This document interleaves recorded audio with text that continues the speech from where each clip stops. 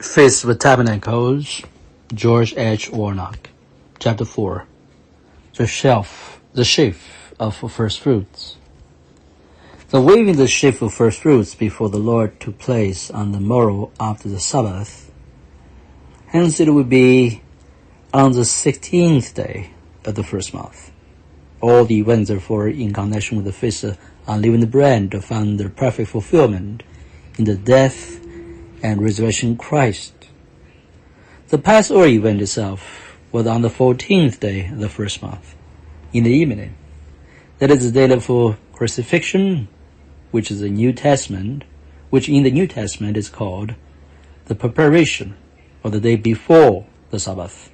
See Mark 15:42, Luke 23:56.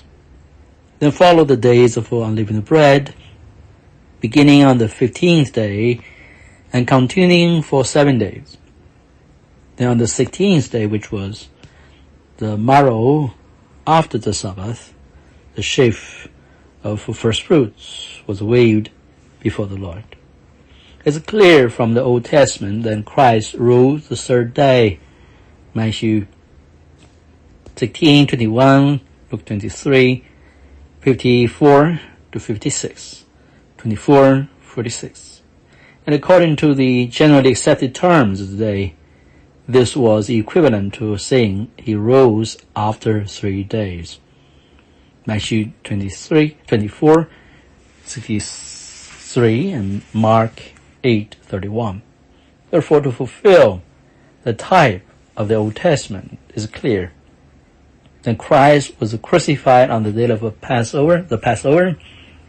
The Sabbath followed the next day, and the sheaf of first fruits was waved before the Lord on the morrow after the Sabbath. Christ, the first fruits. Here we have a beautiful type, therefore, of the resurrection of Jesus Christ from the dead on the morrow after the Sabbath.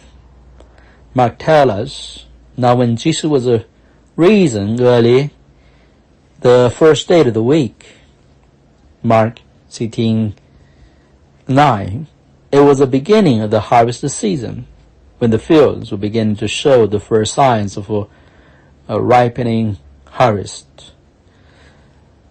Before there was any general harvest, however, one sheaf was garnered and weighed before the Lord on the first day of the week, during the feast of unleavened bread.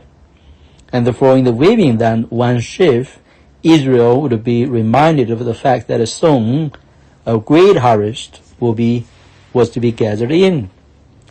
Perhaps there was not a single person in the camp of Israel who saw anything more in that ordinance and the promise of great harvest. But in type it spoke beautifully of Christ, the first fruits. 1 Corinthians 15:20-23. And just as assuredly and the one ripe sheaf testified to Israel that a great harvest was soon to be garnered,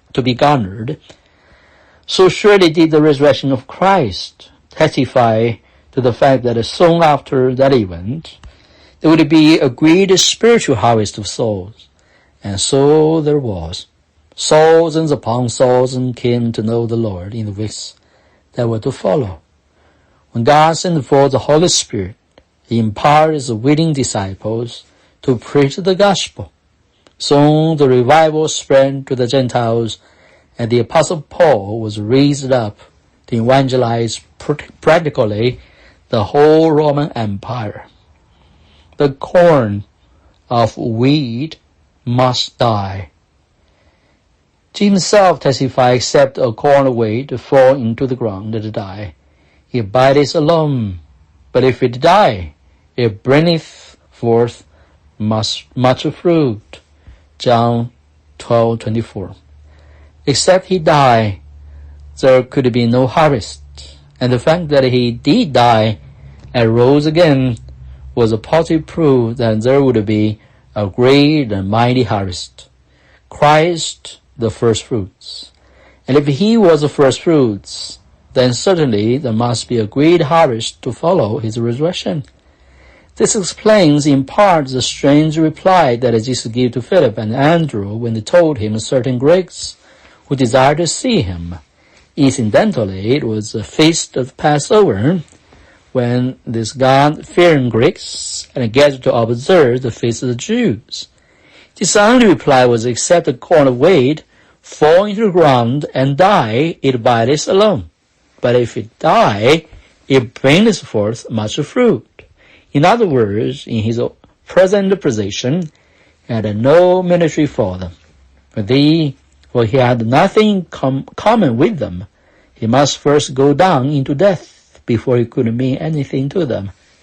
If when his death was accomplished, then he would be able to minister light to all men, irrespective of race or nationality, in the great harvest that would follow his resurrection.